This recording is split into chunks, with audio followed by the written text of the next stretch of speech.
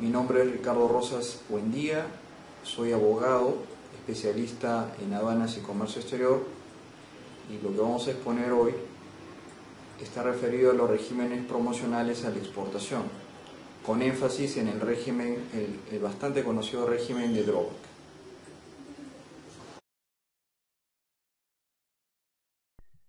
En esta oportunidad vamos a ver los regímenes aduaneros promocionales de la exportación. Estos regímenes, que son tres básicamente, tienen que ver con la exportación no tradicional. ¿Qué es la exportación no tradicional? Aquella que tiene un valor agregado.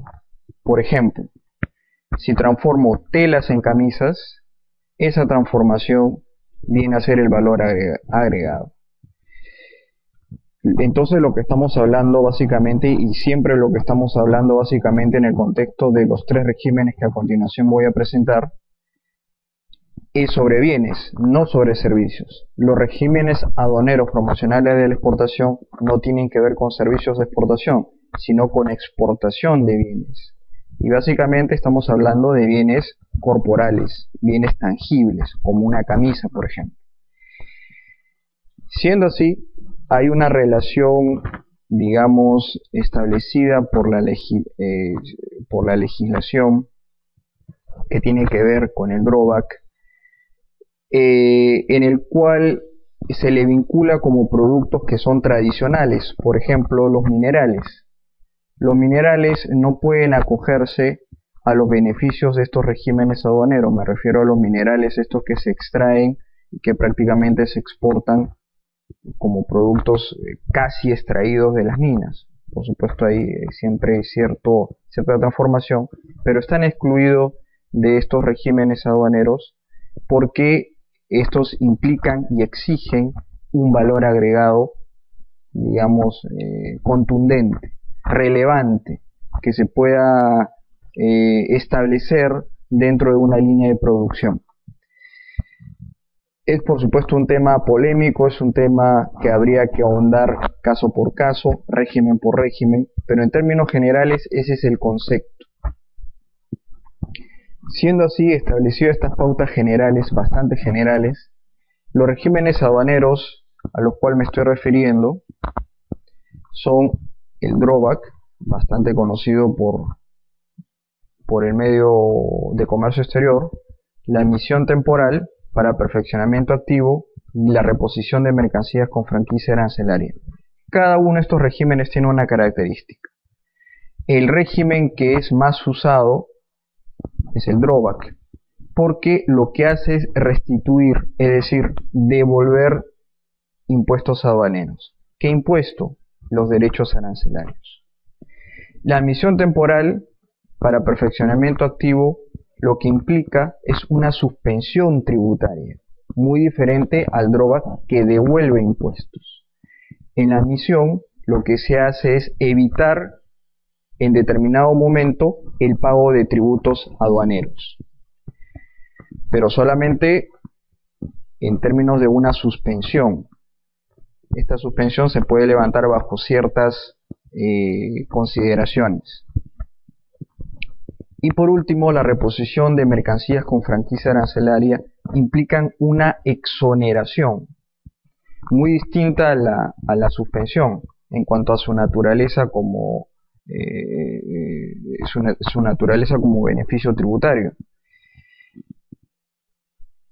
El tema es bastante extenso, por eso es que he elegido ir por el régimen más usado y conocido por la mayoría de las empresas dedicadas a la exportación. Me estoy refiriendo al drawback. Siendo así, lo primero que hay que establecer y conocer, y lo primero que hay que darle claro a todos ustedes, es que el drawback no es un trámite, sino es un proceso. Y es un proceso que empieza en su implementación al interior de la empresa. Muchas veces las empresas exportadoras, por desconocimiento o por facilitarse la vida, van de frente a buscar una persona que les pueda armar el expediente de drawback. El expediente de drawback, en cuanto a su confección, hay que seguir simplemente las pautas que le señala la legislación aduanera, y en algunos casos puede resultar muy fácil hacerlo.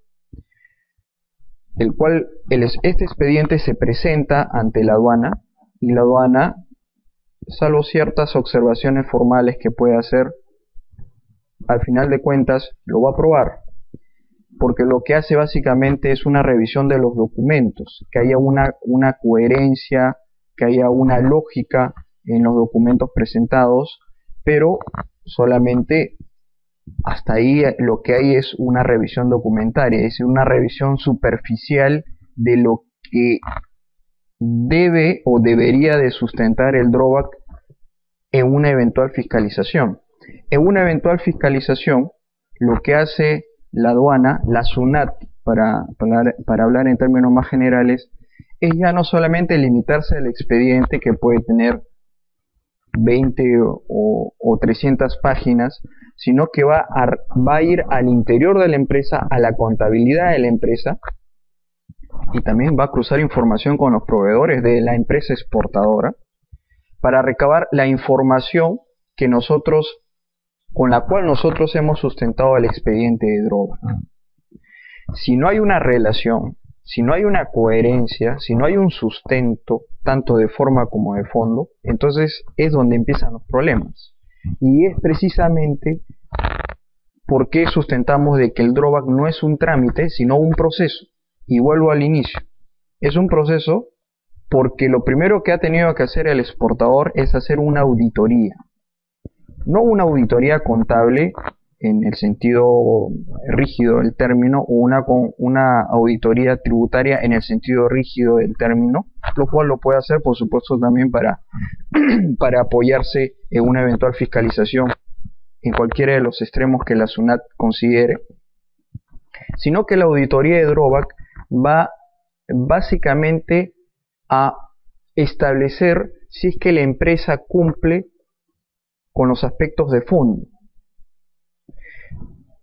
Por ejemplo, caso elemental que hay que tener en cuenta, si es que realmente somos productores exportadores. Concreto, no es productor exportador quien va a un mercado mayorista y compra 100 sacos de arroz, los lleva a su planta, los limpia, los selecciona, lo envasa y lo exporta. Ahí no hay un productor exportador. Lo que existe ahí es un comerciante exportador, porque compra y revende en el exterior. No ha habido ahí ningún valor agregado.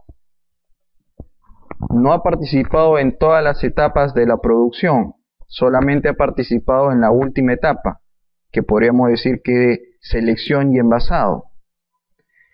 Ahí es donde vienen los problemas. En este caso, pudo haber tenido éxito la empresa exportadora cuando fue a presentar su expediente en la aduana. Seguramente que sí. Junta todos los documentos que dice el procedimiento y le van a dar su drawback, le van a dar su cheque. El problema va a ser cuando venga la SUNAT y verifique de que este exportador nunca fue un productor exportador, sino simplemente fue un comerciante exportador y por tanto no le correspondía el acogerse al drawback. ¿Qué va a pasar?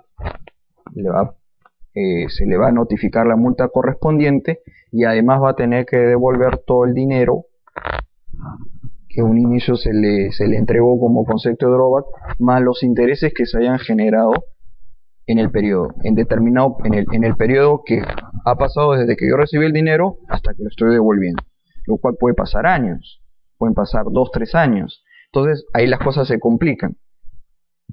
Es por ello de que la empresa exportadora debe superar el concepto de que el drawback es un simple trámite, es un simple expediente, es una simple confección de un expediente, es una simple acumulación de hojas, fotocopias, cuadros, etc. Tiene que convencerse de que tiene que realizar una auditoría previa. ¿Esto por qué? Para darme la seguridad, la solidez de poder responder a una muy probable fiscalización posterior. las empresas se confían mucho en que al haber obtenido su cheque de drawback no va a pasar absolutamente nada, porque si me dieron el cheque significa que yo hice bien las cosas. No es así. Hay que de todas maneras hacer esa auditoría. Para ahondar más en este tema de la auditoría previa del drawback, tengo que asegurarme también de que antes de presentar el expediente yo cumpla con requisitos formales. Por ejemplo, que haya manifestado mi voluntad de acogerme al drawback. ¿En dónde verifico esto? En la DUA de exportación. Tanto en la DUA 40 como en la 41 hay que colocar el código respectivo del drawback. Por supuesto que en la práctica han habido soluciones para esa deficiencia, pero eso se hace valer luego probablemente de un procedimiento administrativo, a lo cual no queremos llegar por una cuestión de economía de tiempo y de dinero. Entonces lo recomendable es instruir a la agente de aduanas que está haciéndose cargo del trámite de la exportación que coloque el código respectivo en la DUA 40 y en la DUA 41. Tenemos que verificar también el tema del productor exportador, tema que ya he tratado en su caso más extremo. Con ello, nosotros pasamos a la siguiente etapa recién, que es la de la tramitación, que es la de la solicitud de restitución, la de confeccionar el expediente.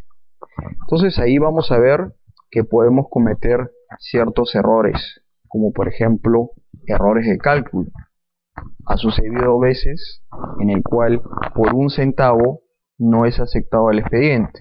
Por supuesto que eso se puede subsanar, pero son errores que no nos deben de sorprender, que pueden suceder en la práctica.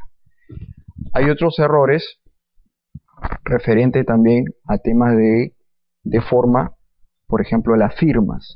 Las firmas que se colocan en el expediente por parte de nuestro representante legal tiene que ser la misma que aparece en el RENIEC. Actualmente las aduanas, la SUNAT, tiene acceso a la base de datos del RENIEC. Entonces ahí aparece nuestra información y también nuestras firmas. Y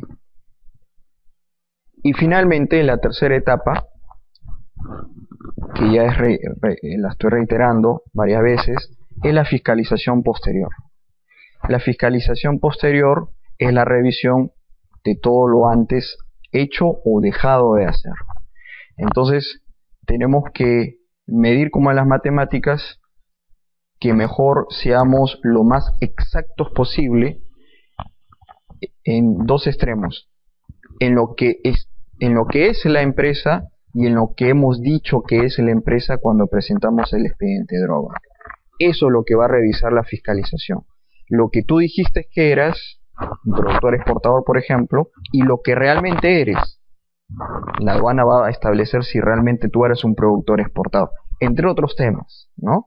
Hay varias aristas que habría que ver en los casos concretos de cada una de las empresas. Bueno, espero haberlos informado un poco sobre este tema y haber roto ciertos mitos y ciertas prácticas que están haciendo en este momento muy complicada la vida de algunas empresas exportadoras. Muchas gracias.